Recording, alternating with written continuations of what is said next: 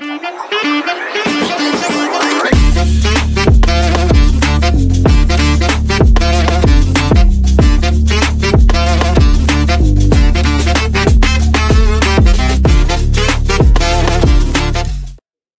selamat datang. Kita kali ini sedang ngobrol tentang kepemimpinan ekosistem. Ini adalah sebuah konsep yang sangat naik daun belakangan ini, tapi sering disalahpahami.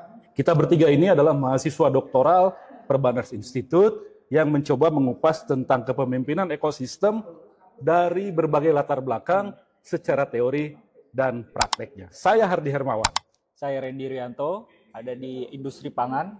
Dan sebenarnya kalau terkait kepemimpinan ekosistem ini, itu tidak lepas dari sebenarnya ego sektoral. Nah ini yang sebenarnya masalah yang agak klasik dan berulang, di mana sebenarnya dari sisi produksi, pergudangan sampai distribusi punya ego masing-masing. Ini yang sebenarnya perlu diatasi, karena begitu poin ini diatasi, dampaknya akan cukup signifikan.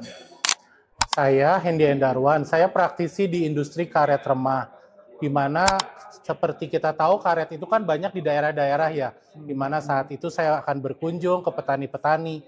Nah, disinilah kepemimpinan ekosistem akan berdampak ya, karena untuk petani, untuk pedesaan itu, terutama mereka tuh tidak ada formal perjanjian ya, nggak ada kontrak. Ya, mereka biasanya lebih percaya satu sama lain. Nah, yang inilah yang menjadi inti dari kepemimpinan ekosistem kalau menurut saya. Betul. Ya. Jadi katanya teori bilang kepemimpinan ekosistem ini bukan tentang kontrol, bukan tentang pengendalian, Betul. tapi tentang koneksi satu sama lain, Betul. harmoni. Jadi seperti konduktor orkestra. Tidak semua orang niup trompet bareng-bareng, tidak semua orang main gitarnya bareng-bareng, sinkron semuanya. Itu yang namanya kepemimpinan ekosistem, ada harmonisasi. Betul. Jadi kalau dari sini harmonisasi sendiri jadi masalah yang cukup klasik, cukup kompleks. Jadi kalau kita lihat harmonisasi di kepemimpinan ekosistem sendiri itu setiap industri punya keberagamannya masing-masing. Iya, betul. Kalau di industri pangan sendiri ada dari sisi protein, terus juga karbohidrat, pada akhirnya itu juga jadi kompleksitas sendiri. Jadi dari sisi kementerian mana yang akan didahulukan. Jadi artinya harmonisasi itu cuman enak didengar aja. Betul. Pelaksanaannya sulit, susah, semua Iya, punya betul. kepentingan, mau diakomodasi semua juga nggak mungkin kan? Betul. Ya karena kita tahu ya setiap daerah kan pasti punya kan adat istiadat sendiri, budaya sendiri, kearifan apalagi lokal kalau sendiri. daerah ya, desa segala. Nah itu gimana caranya melalui kepemimpinan ini kita bisa menyatukan seluruh unsur termasuk ya pemimpin di daerah, adat istiadat di daerah mendukung ekosistem tersebut Ada pengalaman apa? lebih baik. Ya banyak sih kalau pengalaman ya bisa kita tahu ya, misalnya kalau di Sumatera Utara, nah mereka umumnya kan lebih senang kumpul-kumpul, happy-happy atau gitar-gitar ya. Kalau di Palembang apalagi Memang itu bisa bermanfaat buat gitu. Bisa, dengan melalui kita bisa masuk melalui hal-hal tersebut. Di karet ada yang kayak gitu. Umumnya iya. Termasuk di pangan ya. Betul. Menurut saya ya. Jadi kalau pangan ini kan orang di kota semua. Iya kan? betul. Orang di kota semua. Jadi kadang-kadang mereka itu ego sektoralnya kuat. Betul. Ngatasinnya gimana? Jadi kalau ngatasinya balik lagi, pangan ini nggak bisa sendiri-sendiri. Yang nanem itu selesai nanem, habis itu gimana cara nyimpennya? Nyimpennya terus juga selesai disimpan, dijual kalau misalnya produknya itu terlalu banyak, jadi turun harganya. Nah, jadi sebenarnya ini butuh regulator dari pemerintah untuk pasti ngatur itu, juga ketulusan ya, kemurnian dari swasta untuk mastiin nggak hanya dari sisi keuntungan. Gitu. Cuman kepemimpinan di industrinya bisa nggak mengakomodir yang model ekosistem begini? Artinya semuanya jalannya oke gitu. Nah ini tantangannya. Sebenarnya ritme sampai ke tahap ekosistemnya itu bisa simultan, semuanya berjalan dengan baik, itu balik lagi kuncinya ada di regulator. Jadi regulator yang harus mengawal ini, nggak boleh ke kanan sekali atau ke kiri. Iya. Ya, di karet juga sama ya. Kebetulan saya mau cerita satu aktivitas yang kita lakukan. Kita sebutnya itu sistemnya adalah inclusive closed loop. Apa tuh? Jadi nah di sini ada lima stakeholder lah ya. Satu pemerintah, tadi Pak Randy udah cerita ya, pemerintah itu urusan regulasi apa. Tapi nggak cuma itu, mereka juga mensubsidi biasanya program-program. Oh, pemerintah pusat dong. Pemerintah daerah juga Daerah terlibat. juga, iya. Terus kita ada namanya perbankan. Gunanya apa? Tentu kita tahu kan menyalurkan Pembiayaan, kredit ya. untuk petani-petani atau untuk apa. Ketiga kan petaninya sendiri. Keempat, kita melibatkan juga masyarakat sekitar. Kita sebutnya kadang NGO, kadang masyarakat. Dan kelima tentunya company. Company itu sebagai off-taker. Jadi yang untuk mengambil hasil-hasil dari masyarakat tersebut sebagai bahan baku untuk kita. Karena kita industri karet tentunya mengambil bahan baku karet. Udah berapa lama jalan? Kita mulai jalan sudah 2 tahun, jadi sekarang kira-kira sudah membuat... Itu piloting dulu apa lang? Kita sudah membuat 6 lokasi. Oke semua, atau masalahnya masing-masing juga? Ya itu, ada istiadatnya beda-beda, jadi cara kita masuknya itu yang beda. Tapi itu cukup bermanfaat sih kalau menurut saya. Kita sebutnya depo telapak tani. Namanya apa? Depo telapak tani. Jadi depo Tapi pembelian. dengan sadar nggak dari awal tuh masukin ini kepemimpinan ekosistem? Betul. Itu dengan sadar kita masukkan itu. Ya. Kirain udah jalan, yang ini ternyata gitu. Kalau memang kita ada belajar. Jadi by design ya? Kepemimpinan ekosistem dan kita implementasikan di industri. Canggih. Kebetulan bisa tuh, makanya tiruin kayak gitu. Saya pikir pangan juga bisa sih pasti. Di food sendiri sebenarnya transparansi sih. Kalau mau ekosistem kepemimpinan itu diterapkan, transparansi jadi satu hal yang penting. Karena betul. Bagaimana mungkin si antara pemimpin di satu subsektor dengan subsektor lain saling punya skat dan saling curiga. Itu pada akhirnya akan justru bukan efektif, malah saling membunuh fungsinya. Jadi memang ini konsep ini, kalau kita lihat sepintas, keren banget. Indah di depan mata. Tapi dalam prakteknya, pelaksanaannya banyak hantunya. Betul. Susah benar.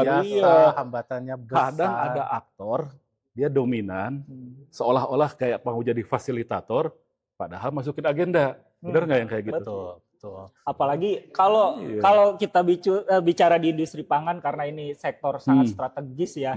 Dan basah ya. Dan basah.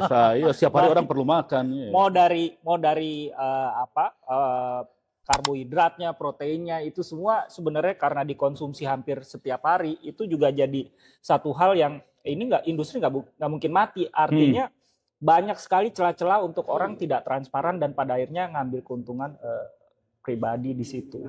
Itu karyawan pekerja tahu nggak kalau yang kayak gitu? Nah ini jadi di BUMD sendiri ya, atau di BUMN mungkin juga. Jadi di BUMD sendiri kita udah terapkan yang namanya WBS whistleblower system. Jadi di situ semua bisa melaporkan, baik dari nggak perlu sembunyi-sembunyi dilaporkan misalnya ke serikat pekerja atau surat kaleng gitu. Surat kaleng.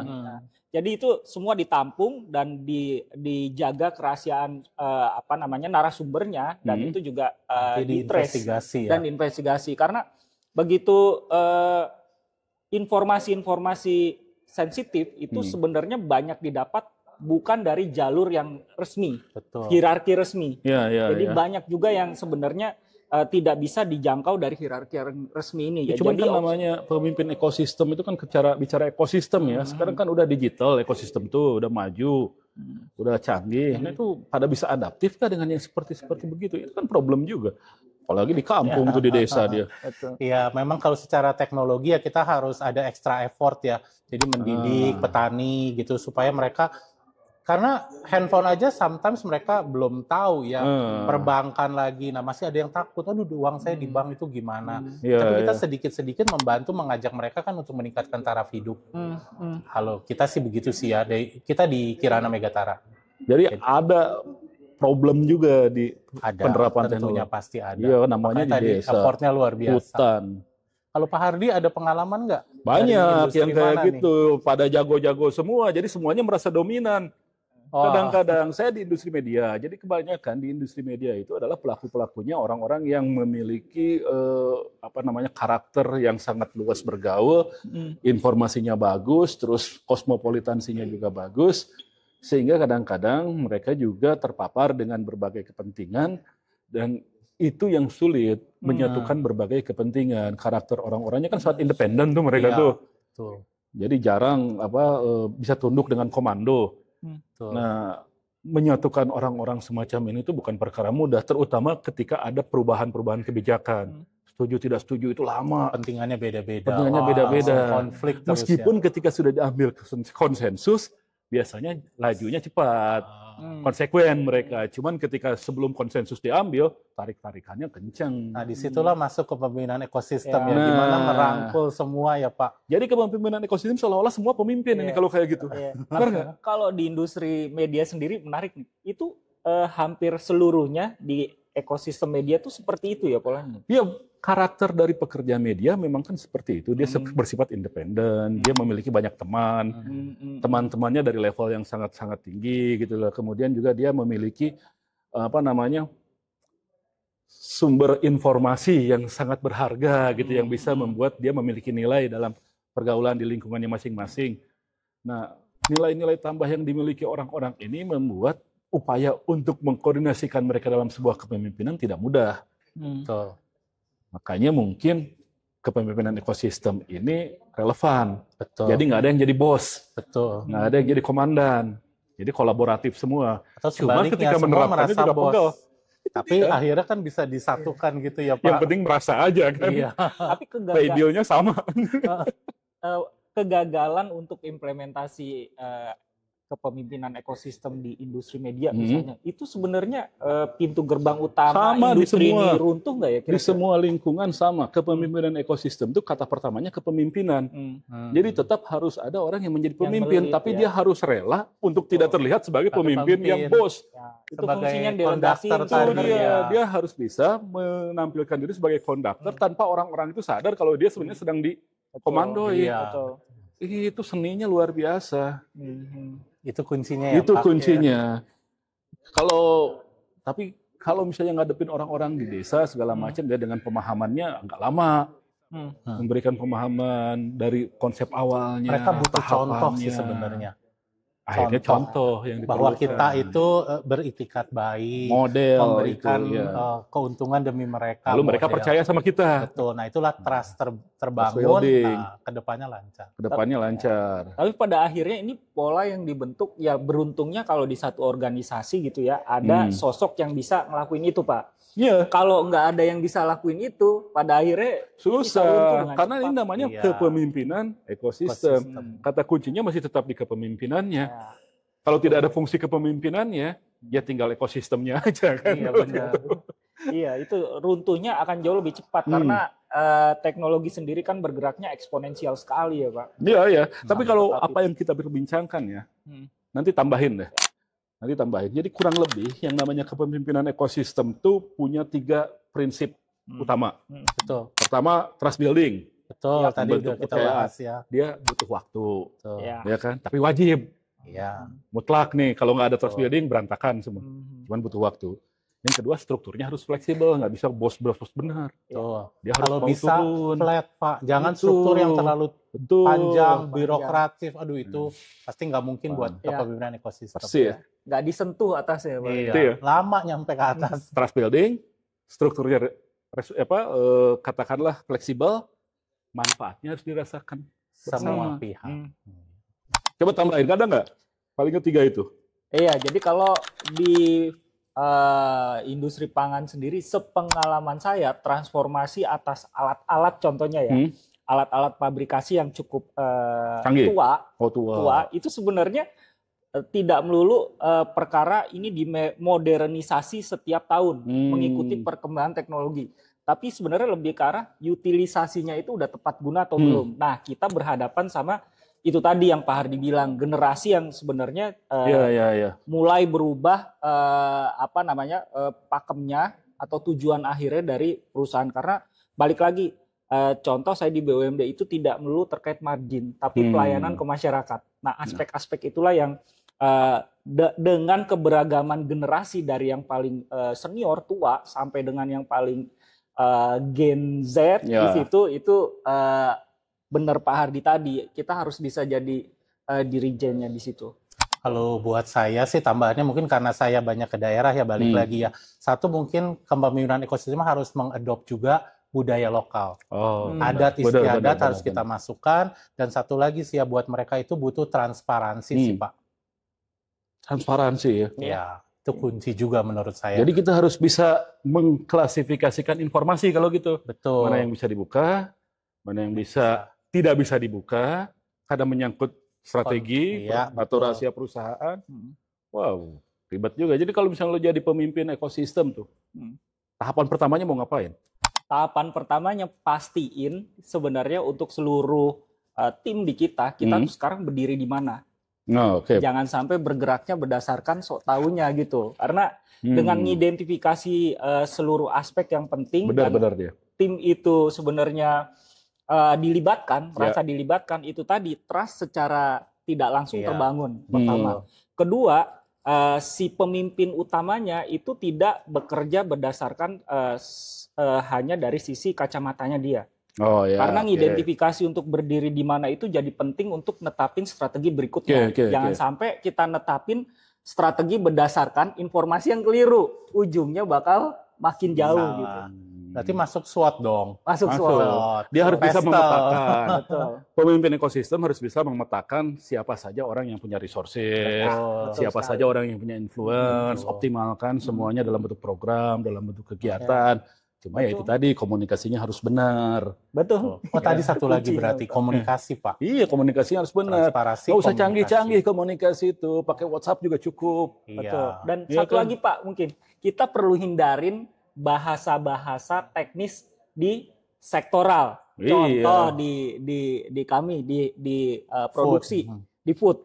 Jangan sampai kita juga ngomongin istilah-istilah Yang terlalu teknis ke keuangan Iya. atau ke legal. Ya, Nah, itu sebenarnya nggak usah bahasa salah Inggris, satu bahasa Inggrisan barrier lah yang- gitu. Yang penting barrier yang- orang paham kan. ya mungkin secara singkat terlihat keren tapi esensinya nggak dapat pada akhirnya Pak. Kalau ada konflik gimana?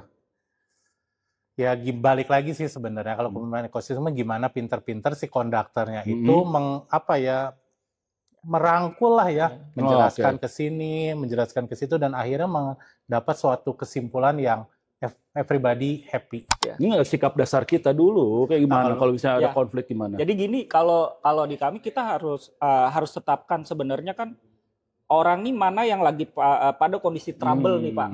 Jadi harus dibenerin dulu. Kita harus berani melokalisir itu. Memang pasti akan ada konflik. Iya. Tapi at the end ini yang trouble ini dibenahin dulu, baru bisa balik lagi ke tim keseluruhan. Karena kalau ini kita tutup mata, Ya itu dia. Artinya harus dihadapi kan. harus dihadapin. Jangan hindarin. Tapi jangan salah loh, konflik itu bukan berarti jelek kan ya Pak? Iyalah. Konflik itu sehat. Betul. Itu Bisa menyehatkan. Bisa jadi vitamin. balik lagi tergantung view-nya itu dilihatnya sebagai apa. Betul. Ya kadang gini Pak. Kadang dipakai sebagai challenge kan, sebagai membantu kita. Oh iya ya gitu kan. Jadi kadang kita tuh harus pisahin juga Pak, mana yang diskusi produktif, Sehat. mana yang ada beberapa yang troublemaker. Jadi memang. kalau Ya. konflik yang penting tanpa kekerasan dan nggak baper.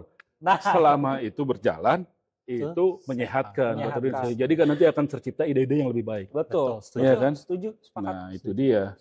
Jadi pada dasarnya untuk abad 21, kepemimpinan ekosistem tuh nggak lagi harus kita pandang cuma teori. Itu kebutuhan, skill dasar. Harus kita punya. Setuju sekali Pak Hardi. Dan itu di semua industri ya Pak. Karena nggak melulu hanya di industri food atau media atau di kebun. Karena sebenarnya ini konsep teori yang bersifat universal. Dan sekiranya benar-benar diterapkan, itu dampaknya itu bisa banyak domino efeknya. Karena masing-masing akan menahan diri, mastiin untuk semuanya itu berjalan maju bersama gitu. Oke. Benar juga. Ya, trennya juga menurut saya memang trennya ke arah kepemimpinan ekosistem, bukan lagi kepemimpinan hierarkis yang lama ya. Betul. Jadi ya mungkin Jadi baik bos kalau lu nanti jadi CEO harus siap-siap. Orang nggak lagi jadi komandan, lu jadi penghubung aja. amin. Aman kan? Ya. Ya mudah-mudahan bermanfaat lah omongan Ya, kita topik ini. yang menarik hari ini. Menarik ya. Hmm. Kadang-kadang perubahan besar itu bisa tercipta dari obrolan-obrolan kecil seperti kayak Ya, gini. betul. Iya. Mudah-mudahan bermanfaat. Terima kasih sudah menyimak. Sampai jumpa. Bye.